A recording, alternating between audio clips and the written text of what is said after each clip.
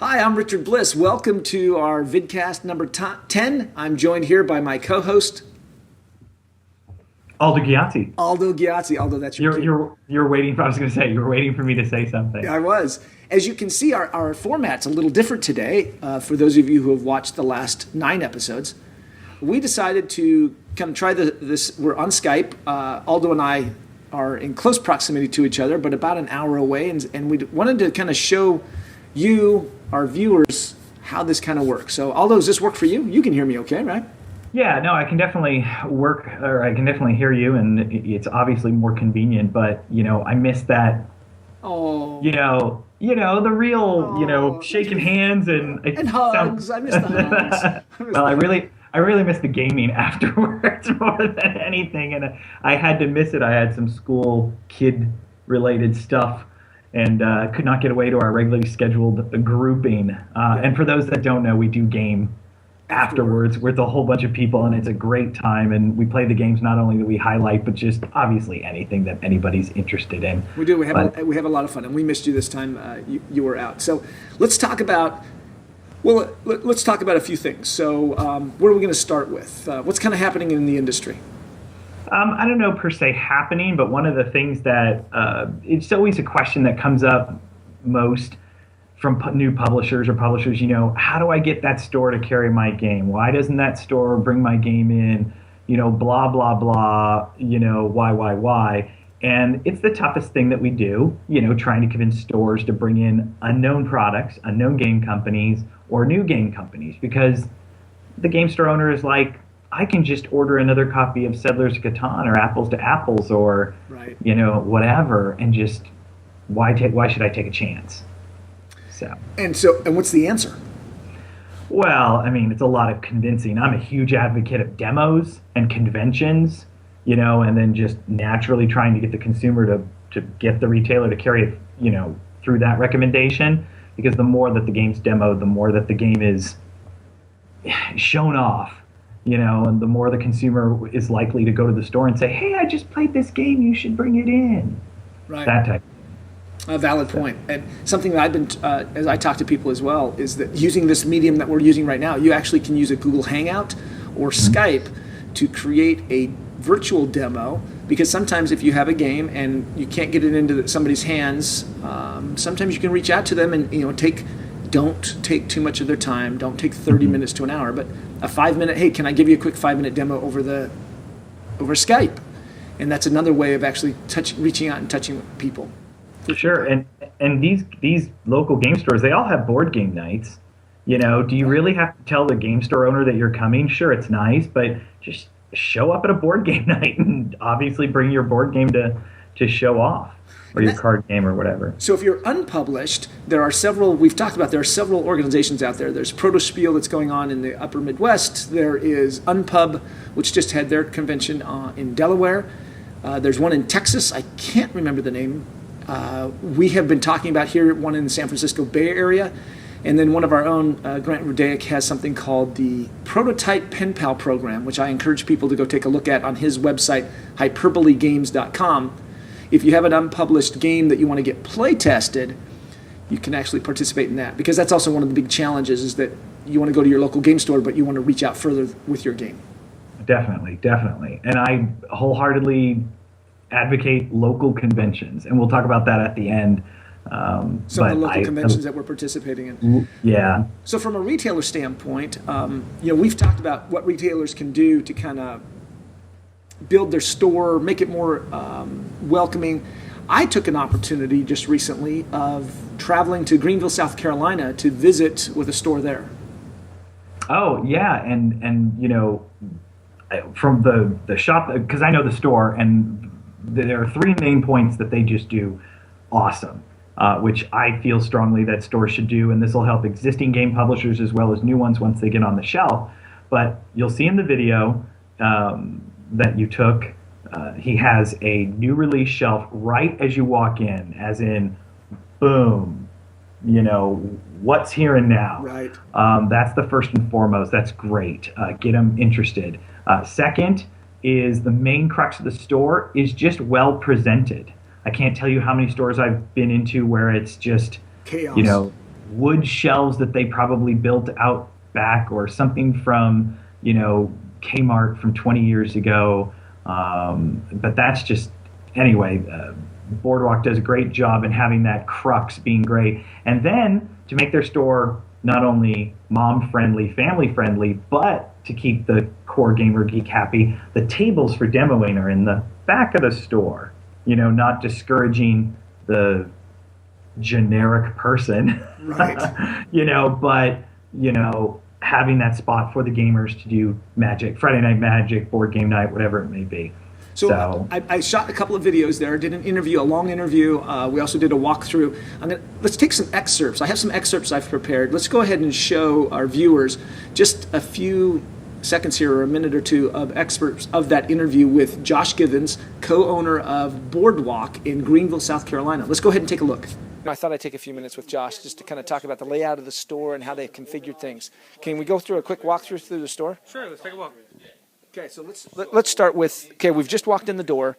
What are we looking at here? You've got all kinds of stuff, but kind of what's the thought process you've gone to set up the store? When you first come through the door, we have, basically it's just an end cap as a stopper. So I give you some space to walk in.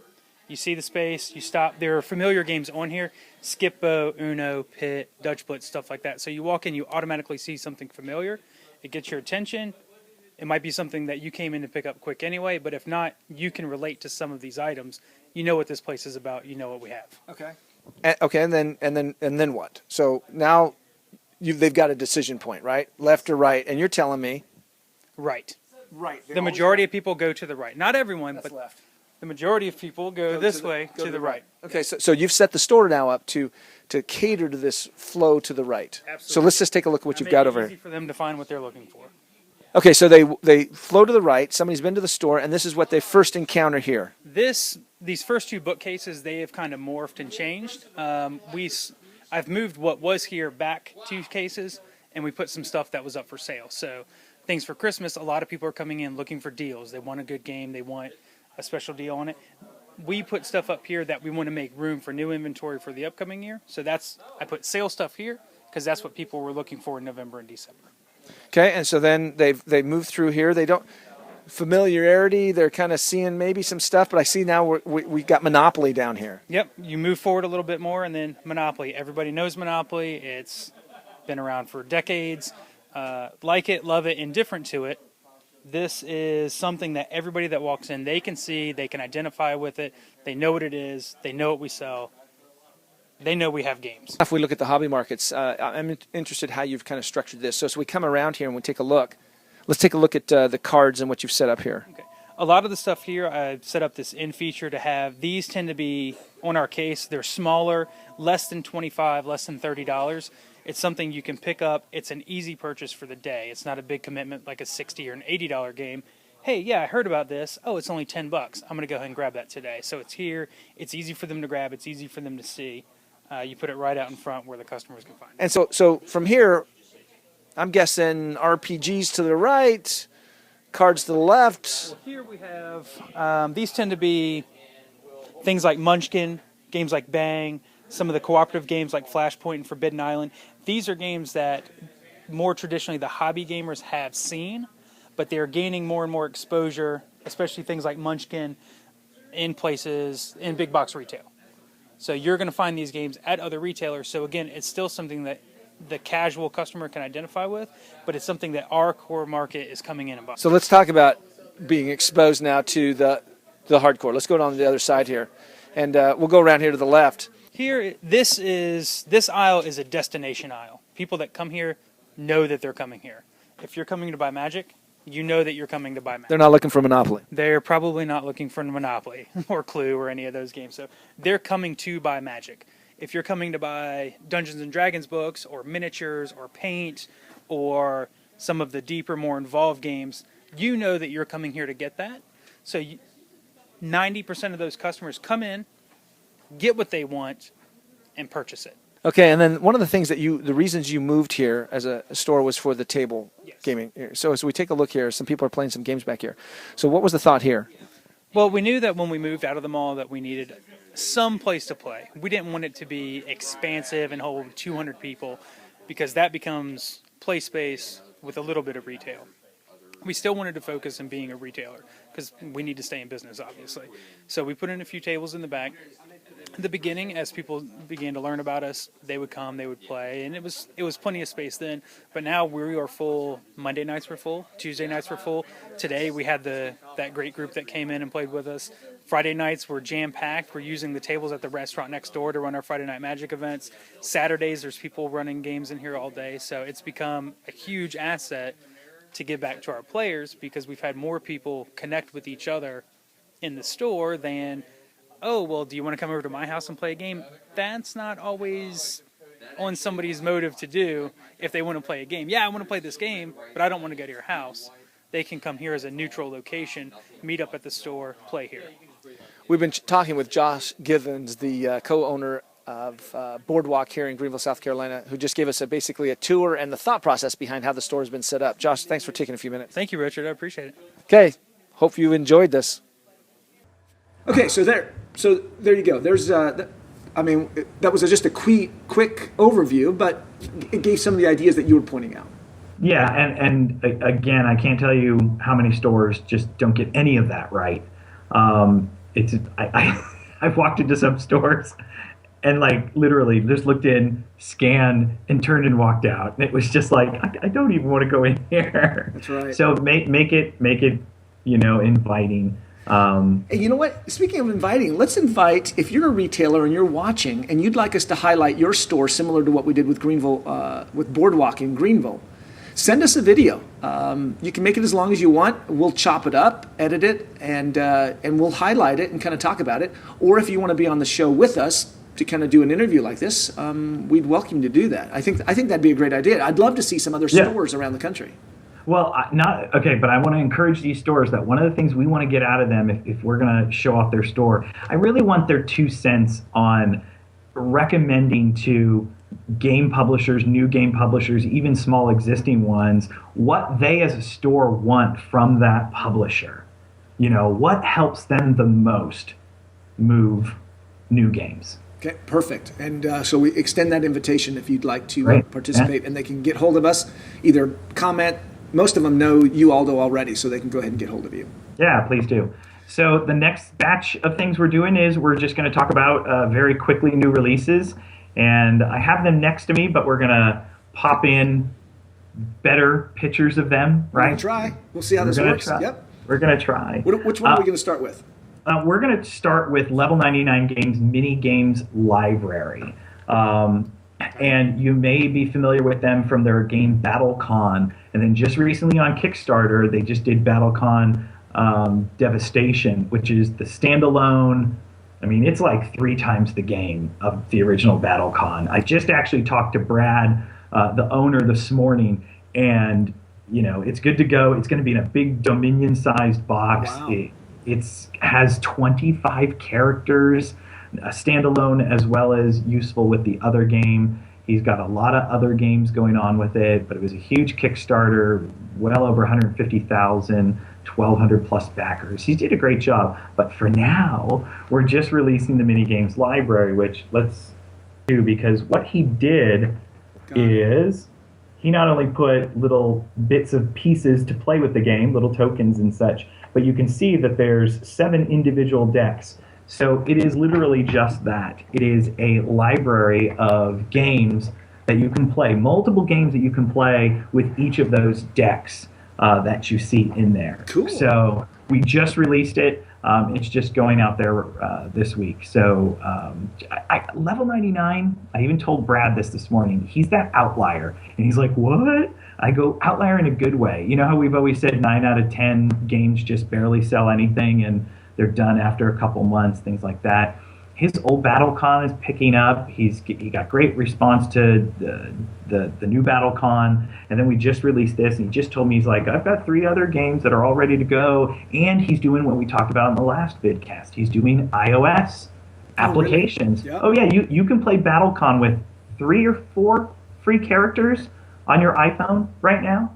I mean, it's for free, and I think 99 cents you can get all whatever 10 of the original characters. So sorry, longer than expected on him.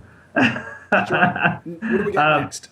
The next game, you're going to pop up Hirelings, the Ascent, which is from Prolific Games, the guys who did Flapjacks and Sasquatches. They were an early Kickstarter person, I think. They were very early in the Kickstarter world. They were. I had a copy of that. I gave my copy away to on a contest, and the person who won shared it with their 4-year-old, and it has become their 4-year-old's absolutely favorite game, Sasquatch, Flapjacks and Sasquatch. And there's pictures on Facebook and everything. A lot of fun with that one. Well, as simple as that game is, and as fun as it is, chopping down trees and all that other stuff, they did a traditional fantasy board game. And you can't even fit this board on the camera because look at it, it's so big. It triple folds out. And it looks like it's a dungeon delving, map. And it is, but it comes out with more of a family aspect. So you know how, of course, we have our kids, Richard, and we want them to play games with us. But me, I want the fantasy, blah, blah, blah. But usually those are so intense. This is more family-oriented. I haven't opened the cards yet, but they've got the mini tokens for the player characters around the board and all that. So we are shipping that this week as well. Perfect. So. And if you look behind me, I don't know if you can see back here behind me, there is a table set up with a big board game. I've been teaching my 7-year-old to play Memoir 44, the Marines storming the beaches against the Japanese. That's all she wants to play. She's 7, and she loves the game. So yes, I know that feeling. Let's get our kids to play. So that's awesome. What do we got next? And next we're going to just do quick rolling into role-playing games. And, quite simply, what is this? This is a role-playing release from Castles and Crusades role-playing game. It's nothing major. It's a supplement. It does its thing. The one thing people need to realize is Castles and Crusades has been around as one of those first edition old school feel RPGs for over 10 years now, back before old school was an in thing. Because, you hear about old school role-playing all the time. And I love their artwork. It's a very, very rich artwork that they've got on that. Well, it's funny that you say that. What a great segue, Richard. Peter Bradley, who's their artist, he actually is a salaried artist for Trollord. He's not freelance. He's actually salaried on the Trollord payroll, and he just pumps out all this art. Now, the reason I brought this up is this is the 5th printing, full 4-color throughout hardback of the game. Not talking 5th edition, we're talking the 5th printing of the game. So they actually took his colored artwork, and put it through and made the book full 4-color. Wow. So nice. It's full 4-color hardback, 5th printing, always available, not a problem. But check out Castles and Crusades as a store. I mean, it's been around for a long time. I have a gaming group that I play once a month locally as well. In addition to going to play board games at your place, I have a once-a-month role-playing group for Castles and Crusades that I just happen to play with people that I've ran into at conventions. And they actually happen to like the game and said, "Oh, do you want to play?" I'm like, "I know that game." Sure. They get a lot of free stuff from me. Don't be telling people that. We're going to have to edit that part out. No. My buddy Steve over there, he says it's okay. Whatever gets it going. All right. The next RPG we're going to do, you're going to pop up a picture of Hellas, Worlds of Sun and Stone, which is basically 300, the movie 300 in outer space. So Hellas, this is the 2nd edition that we just put out. Hold it up again. Just I want to get a page because it's so beautiful with the artwork. Aldo, hold it up and steady so the camera can get a good feel for it. There we go. All right. And the cover. Show the cover again. And you'll pop up a cover too. Okay. So full 4-color throughout hardback. There's actually a whole vat of supplements coming down the pipe. I think he told me about like 6 or 8 supplements, but that's because we finally he kickstarted the new book. So Hellas has done well on Kickstarter. They've been out there several times. Yeah, and so a lot of these supplements were part of those. But the main thing that I told Jerry, who runs Khepera Publishing, is we need the core book back, please. So we got the core book back in. Then the last of the role playing is it's a small module, a couple bucks. Advanced Adventures number. Right. I'm trying. Advanced Adventures number 26 from Expeditious Retreat Press. And you can pop a picture of that up as well. Got it here, yeah. You know, And interesting. When I looked at this one, this is very. They're using the branding from the traditional D&D, the font, the layout, the color. Yeah. They call it the trade dress. Okay. The word trade dress actually covers all of that. The layout, the scheme, the colors. Right. You know, the boxes where they are. Yeah, and that's the point, is to bring about that old school. This series this is number 26 in the series, and it's based off of a system called Osric, which is it's basically like first edition D&D, but you can't call it first edition D&D for legal reasons. So Osric is something that's come about. So they call it Osric compatible. Got it. And there's a whole series of these. So that's pretty much it. I wish I could have gotten into the game of Hirelings. It would have been nice to jump on that board and be next to the little markers. So I apologize to my friends over at Prolific for not being able to do that this time. You know, we can always try it next time, or we can actually create. Next time you can come. It might not be part of the show, but we can add it as a supplement that they can watch the video as we do it into the game. Just the game all by itself without. Okay, so we're good to go. I think that's it. Good. Thanks everybody for watching. We certainly appreciate the comments that we get from all over the world. There are a lot of you that have reached out to us, and we certainly appreciate that. And Aldo, I know that you have mentioned that people just continue to reach out to you, and we are grateful, aren't we? Yeah, no, I'm even getting my foreign distributors, the sales reps and sales managers saying, "Oh, I just saw your vidcast, and thanks for the information." And so it's nice that the people in the industry that we partner with are checking out the extra thing that we're doing right now. So we appreciate it. Thanks for watching. We'll look for you. Reach out to us. Let us know. You can contact us at our normal places. You can find me at rbliss@thegamewhisperer.com. And Aldo, you are? Aldo at impressionsadv.net. And let us know if you need any help with anything. Thanks for watching. Thank you. Bye-bye. Bye-bye.